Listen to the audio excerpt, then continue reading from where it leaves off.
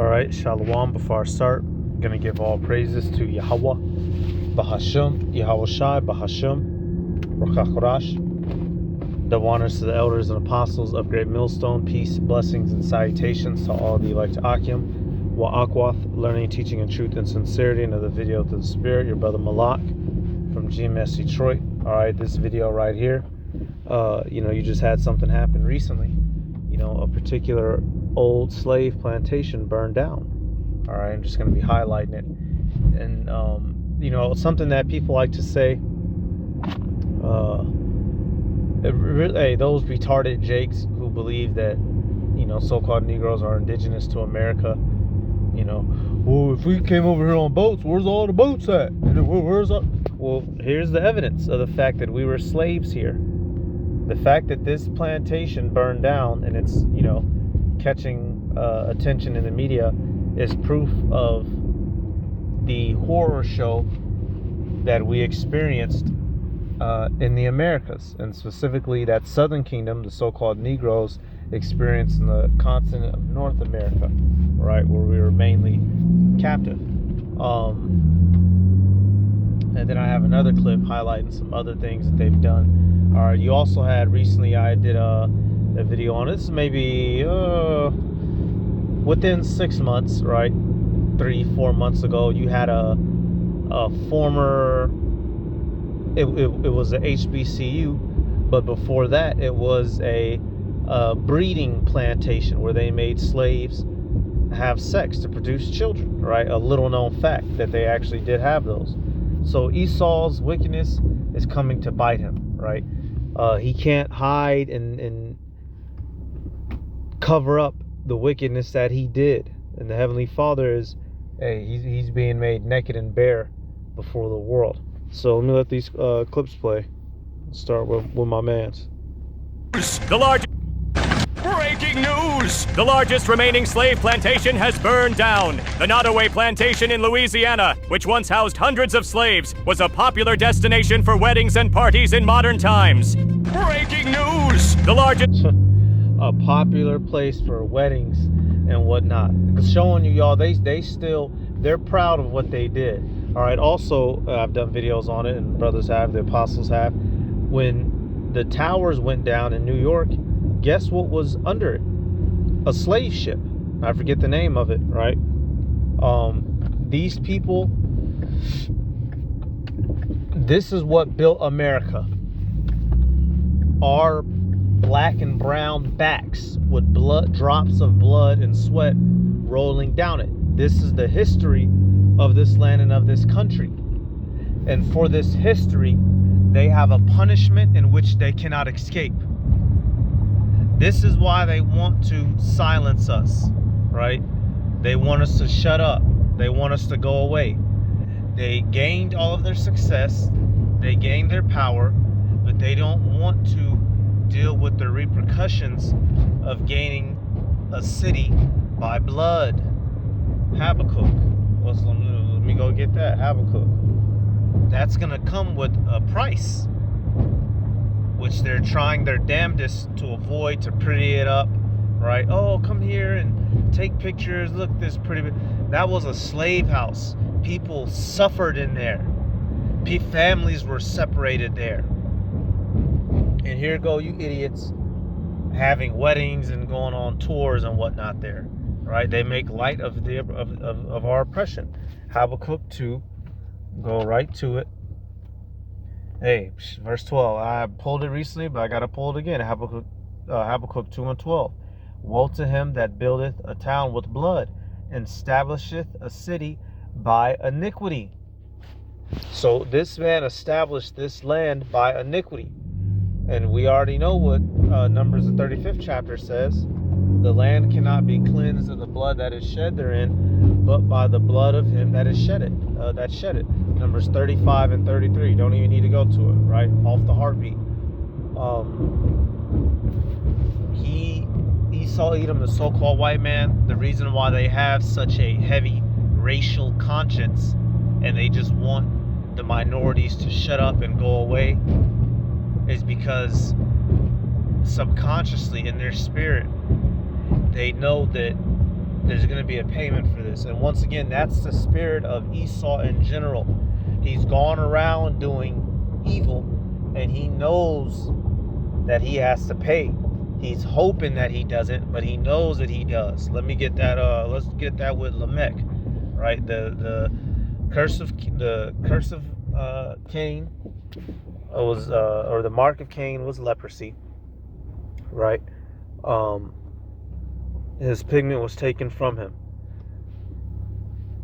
Then you get, a blessing put upon him, if you will. The fact that if you were to touch Cain, you would be avenged sevenfold. So now let's jump down to this Lamech, and this has been coming out recently. Brothers and elders, apostles have been bringing it out. This is Lamech singing, right, to his wives. Genesis 4:23.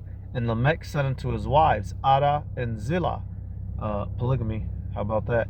Hear my voice, ye wives of Lamech. Hearken unto my speech. For I have slain a man to my wounding, and a young man to my hurt. If Cain shall be avenged sevenfold, truly Lamech 70 and sevenfold.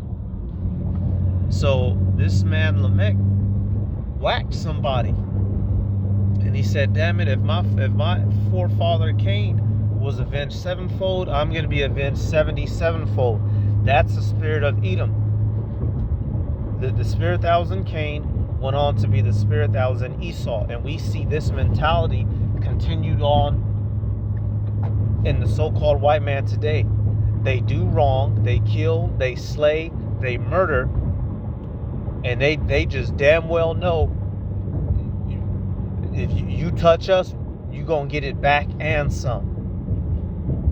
Now that blessing has been on Esau for some time, right? He had to go on and proliferate throughout the earth, right? Breed, spread his empires. But the Heavenly Father is about to lift that off of him. And Esau is about to be paid back for all the wrongdoing that he has done in this earth. Mainly for who? Or mainly the wrongdoings against who? Let's go to Jeremiah. He brought us low. He put us in captivity. He tore us up. Well, now that cup is going to pass to him. He wants, it wasn't me. It was my... Well, no. You still have that the buildings were erected still to this day. So somebody has to pay. God damn it. Jeremiah 49. And if you start up, matter of fact, let's start at verse 10. Jeremiah 49:10. But I have made Esau bare. I have uncovered his secret places, and he shall not be able to hide himself. His seed is spoiled, and his brethren and his neighbors, and he is not. So Esau is being made bare. He's been uncovered, his secrets and his lies. Matter of fact, let's play the other clip real quick. Let's get this right here. The other one, just from more of a, yeah. I don't know if y'all heard, but the largest remaining plantation in the United States of America burned down yesterday. This plantation was the largest remaining antebellum plantation in the United States. It was located in White Castle, Louisiana. The 64-foot... Wow, White Castle, how about that? 53,000 square foot building has been around since 1859. It was built on the plantation of John Hamden through forced labor by over 155 enslaved people. I'm pretty sure that the ancestors are rejoicing today and smiling down at the fate of this building. Nearly a dozen fire departments attempted to put this fire out, and started around 2 p.m. In spite of that, the blaze died down a little and then started back up later that evening. The ancestors wanted that building gone. At the time of its burning down, it was being used as a luxury resort and wedding venue. No injuries reported. Gotta say, today was a good day. A luxury resort. How about that? The place where you bled and died and cried and were completely fucking just remapped. They turned into a fucking resort where their great-great-grandchildren sleep slobbering, having sweet dreams on white pillows in White Castle, Louisiana. How about that? And the Lord, and whether it started naturally or somebody arsoned it, even if an Edomite started, it doesn't matter. hey, and then, it died down, and the spirit hopped back on it to kick it back up. And this, this ain't no victory for us as a people. Our victory is going to be when Yahweh Shai turns. But this is, it's just a little nugget, if you will. How about that, right? Yahweh Ba'ashem Yahweh Shai wanted it to burn, and ultimately, bigger symbology behind it. Esau, Edom's kingdom is going to burn. His reign will end, and all of this wickedness that he has done to gain rulership over the world, we're gonna take it anyway. And that's the funny thing about it all, y'all. He's done all this evil. Let me go to that Job. He did all this evil so that his posterity, and really, the elites, right? They're the ones at the top running the show. The peon Edomites get to enjoy some of it, but the higher ups of Edom, they did all this wickedness, intending that they were going to rule forever. And at the end of it all, who's going to inherit? Jacob or Esau? Jacob, y'all. Jacob. Let me get that real quick out of 49. And then we'll jump back to that Job, Isaiah 49:11. Their inward thought is that their houses shall continue forever, and their dwelling places to all generations. They call their land after their own names. Prime example. That place used to make Jake work, and then they turned it into a resort where you best believe, well, who was out there standing there watching it burn? Edomites, right? And whoever that family was that owned it, I'm willing to bet you that their family is still one of wealth in that area of Louisiana, whether they did some name changes or moved around a little bit or not, right? You have 150 some people working under you for free, you're gonna stay balla. Well, guess what? Their inheritance, it stayed for a while, but it didn't stay forever, and it eventually burned down, as we just saw. So what was it all for, E? It was all for nothing. Job. Now this is dealing with his Esau's overall arching story, all the wickedness he's done in the world. As this place is crumbling, America and this society is crumbling, Esau will be losing power. He'll be stripped of that power, and it will be passed to the Israelites. Job 27:13. The portion of a wicked man with the power, and the heritage of oppressors, which they shall receive of the Almighty. If his children be multiplied, it is for the sword, and his offspring shall not be satisfied with bread. So he did all this so he can keep going and keep ruling and keep having a base, and eventually he will be destroyed and his offspring. How about that? Verse 15. Those that remain of him shall be buried in death, and his widows shall not weep. Why are they not going to weep? Because they're going to be concubines in the kingdom. And the ones that don't, they're going to work to death, and they're going to be fucking slaves just as well. All right, verse 15, it says, though he heap up silver as the dust and prepare raiment as the clay, he may prepare it, but the just shall put it on, and the innocent shall divide the silver. All right, which is the elect. He's done all this wickedness to have rulership over the world, not just America, y'all. We talking about Esau Edom worldwide. The things he's done in Africa, the things he's done in Australia, the things he's done in Europe, the things he's done over the East. He's done all this wickedness all throughout the world. And we're going to strip him of it at the end of the day. Break him down, shake him down, and chain him down. And we are going to rule. And all those riches is going to come back to us, the rightful owners in the first place. As a matter of fact, it tells you that in Isaiah. He's going to be bringing us his riches. All right, I'm tying all this in because, they said that room had what? That plantation had what? 64 rooms? That was a place of power and elegance. That is the reason for owning slaves. That is when you see the elite, right? They're going to be coming with their mark soon. We were having this conversation last night during the video. The point of the mark, people who have the mark are identifying themselves as the eternal subjects of the elite, right? Those who take the chip. Esau wants power over men. He's done all this wickedness because he is not the chosen. He was stripped of his birthright. He wants what is promised to us. You don't take slaves because you want friends. You take slaves because you want to rule. And now he's about to be made the slave and stripped of all of his power. And the roles are going to be completely reversed. And it's going to be so foreign to him, he's not really going to know what to do with himself. But hey, he's going to have to figure that out on his own. Matter of fact, let me get this real quick. Hey, all these scriptures are coming to my mind through the Spirit. Job 20:15. He hath swallowed down riches, and he shall vomit them up again. The power shall cast them out of his belly. Beautiful. He did all this wickedness to gain authority and power in this world, y'all, and he's going to be forced to give it up. And that burning of that plantation, y'all, it's spiritual. It's all gonna burn down for Edom. Let it burn, gotta let it burn. Where Usher at? You know what I'm saying?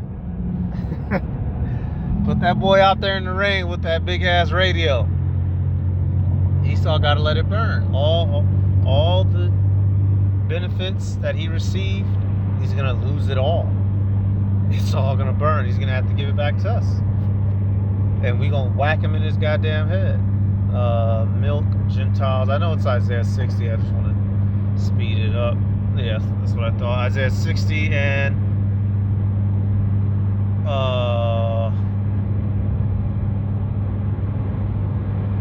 Isaiah 16:16. It says, "Thou shalt also suck the milk of the Gentiles, and shalt suck the breast of kings.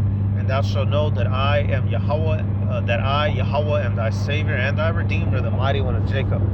So the riches of these heathen, and especially Edom, they're going to turn them over to us. So all these things that we have lost, y'all, all the land that we've lost, all this, hey, they came and ransacked the temple, right? Took the gold, took the treasures. They're going to have to give all that up. We're going to get all that back. Hey, we running up in the Vatican. We running up in the Smithsonian. They're gonna give it all back, and they're gonna bow the fuck down. If not, what the 50 Cent say? Whoop your head, boy. I know I will whoop your head, boy. You know what I'm saying? You know what I'm talking about? God damn it. Let me get over real quick. Let me see.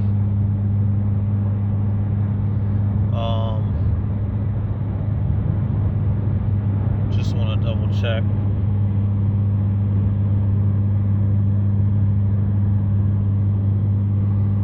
Oh, 61. Okay, yeah, perfect. Okay, I didn't have it highlighted, that's why I didn't see it.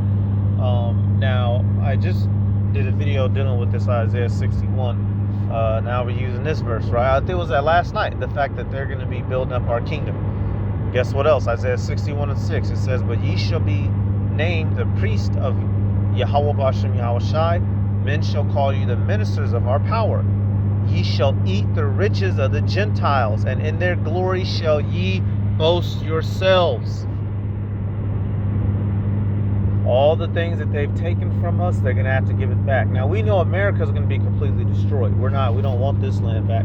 But everything else all over the world, all the riches sitting up in the museums in London that they stole, they're going to have to come up out of that. Hey, remember Black Panther, right?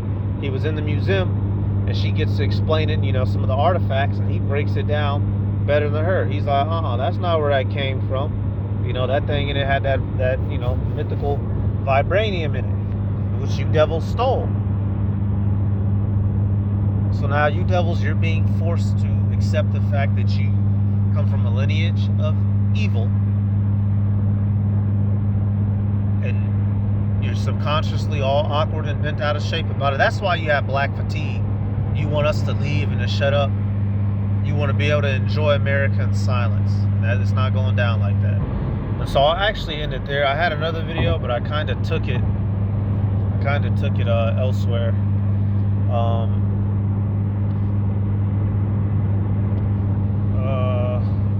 Yeah, this is another video. Gotta let it burn. Let it burn. Gotta let it burn. Y'all remember the Boondocks version when that nigga Tom was singing? Let it burn. Gotta let it burn. It's alright, Esau. It's alright. Hey, that's it, y'all. Hey, this is, coming soon. The house of Edom will burn entirely. We give all praises to Yahweh, Bahashem, Yahweh Shai, Bahashem, Ruchakurash, to honors to the elders and apostles of your millstone. Peace, blessings, and salutations to all the elect Akim, Wa'akwa, learning, teaching, and truth and sincerity. Shalom.